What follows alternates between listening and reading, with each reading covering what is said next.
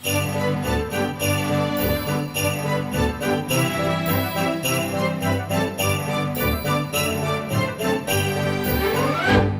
hiding underneath things can be scary. Underwater, under your bed, especially what's under your carpet. Except when you get new carpet from Carpet One Floor & Home. After tearing up your old carpet, they'll vacuum and apply Health Annex antimicrobial to your subfloor, disinfecting and killing mold, mildew, and any remaining general awfulness. Carpet One Floor & Home goes the extra mile to protect you, your family, and your home. Carpet One Floor & Home in Columbia, making your home beautiful, guaranteed. Good morning and welcome to Radio Friends on Tuesday, December the 18th. Ron Rowe is with us from the Youth Community Coalition. Good to have you back again, Ron. Thanks for having me, Paul.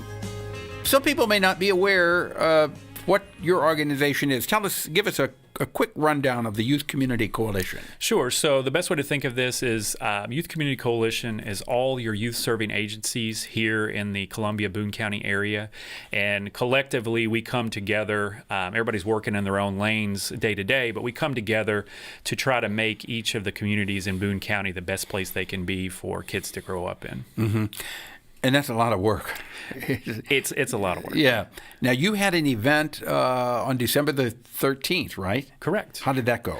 It went great. We had some nationally renowned speakers to come help us with our coalitions to help them further organize around youth issues. And we had partners from all over Ashland, Columbia, Hallsville, Centralia. It was up in Centralia. We have a youth coalition up there that supports their work. And great interaction, great information. Very happy to say. How many kids would you say are being affected by the Youth Community Coalition?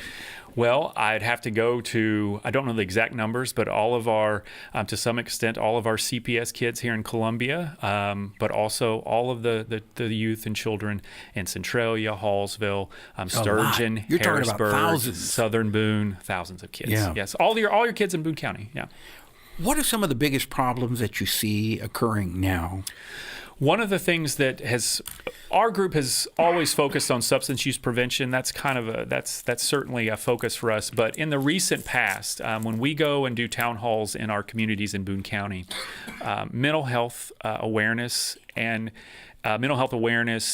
resources has been a big push over the past couple years. Certainly something that we organize around quite often.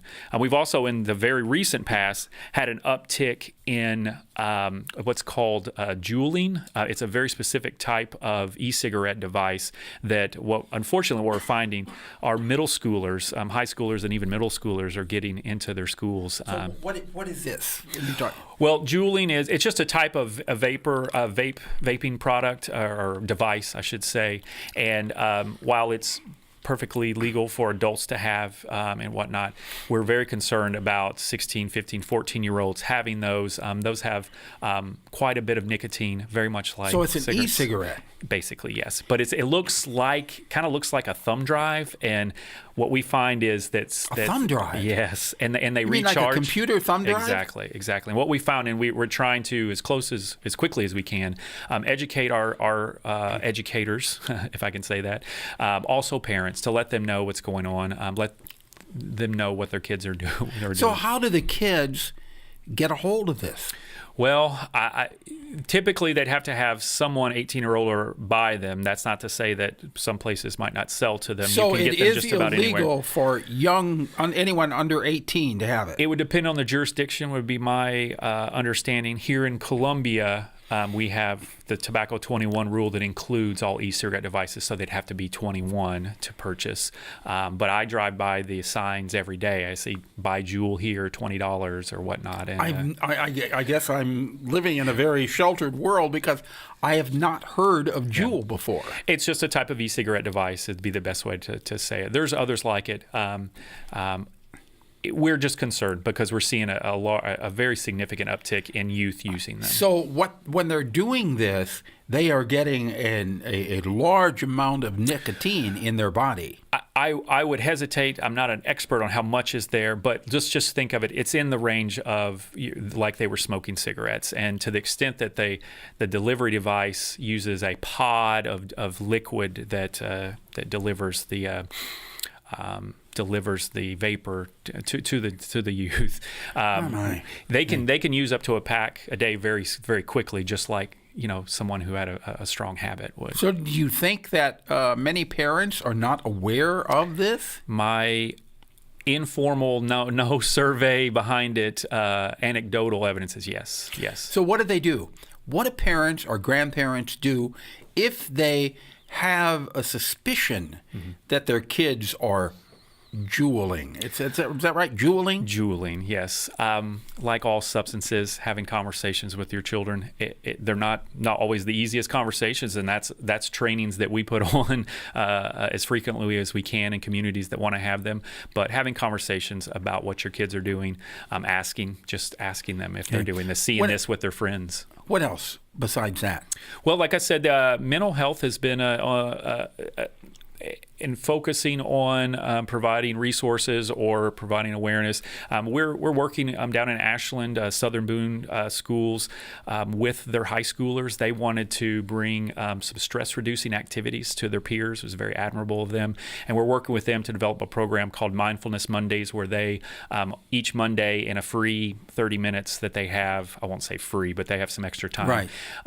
They're trying to teach specific skills like Tai Chi or Qigong, meditation, things like that, so that they can use those.